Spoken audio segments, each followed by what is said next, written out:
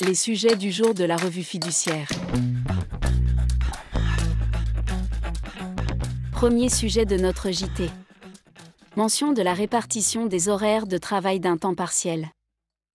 Un contrat de travail à temps partiel doit notamment préciser la répartition des horaires de travail sur la semaine ou, le cas échéant, sur le mois. À défaut, l'emploi est présumé être conclu à temps complet. Mais l'employeur peut renverser cette présomption, s'il prouve que le salarié peut prévoir à quel rythme il travaille et qu'une durée exacte de travail est convenue. Dans cette affaire, le salarié pouvait prévoir son rythme de travail au vu des éléments de preuve rapportés par l'employeur. Par contre, les éléments produits pour prouver une durée exacte de travail convenue entre les parties étaient insuffisants. L'employeur avait uniquement présenté des plannings tendant à démontrer que la salariée ne travaillait pas à temps plein et des bulletins de paye comportant des variations de durée de travail sur le mois. Deuxième sujet de notre JT. Crédit d'impôt pour investissement en Corse. Les petites et moyennes entreprises qui réalisent certains investissements en Corse peuvent, sous certaines conditions, profiter d'un crédit d'impôt.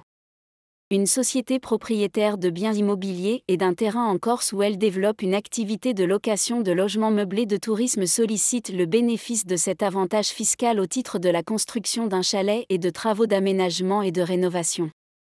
Le fisc refuse au motif que le gîte et les chambres d'hôtes exploitées par la société sont réservés à l'usage d'un seul client à la fois.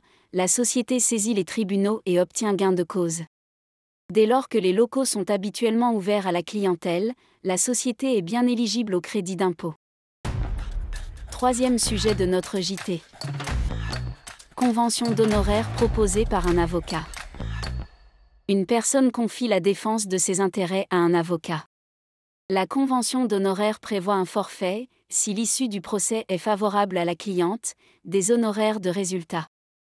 Toutefois, une clause de la convention précise que, si la cliente retire le dossier à l'avocat, les diligences effectuées seront rémunérées au tarif horaire de celui-ci, et non sur la base des honoraires forfaitaires.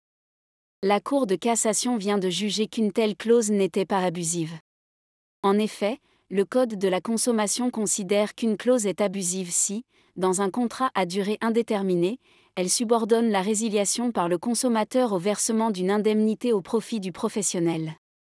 Or, il n'y a ici ni contrat à durée indéterminée, ni indemnité à proprement parler. La cliente, qui a repris son dossier en cours de procédure, a ainsi dû régler une somme bien supérieure au forfait, alors même que la prestation correspondante n'avait été qu'en partie réalisée.